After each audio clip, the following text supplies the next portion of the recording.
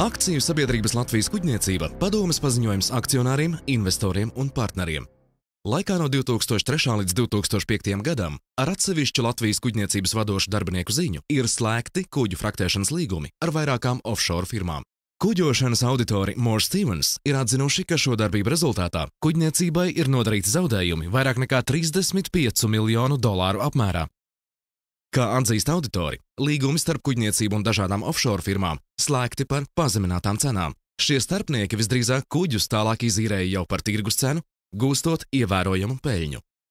Kā liecina jau veikta izmeklēšana, schēmā iesaistīto offshore kompāniju darbība organizēta Latvijā ar atsevišķu kuģniecības bijušo darbinieku, piemēram, Valēriju Godunova un viņa kolēģu tiešu iesaisti. Offshore kompāniju pilnvaroto personu adrese nereti ir norādīta Rīgā, Doma laukumā 1A.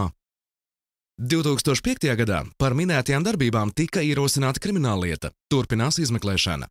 Ir pamats pieļaut, ka par offshore kompāniju bankas kontu stāvokli tepat Rīgā tiek informēts arī bijušais kuģniecības padomes loceklis, Pagrīdes oligarhs Oļegs Stepanovs.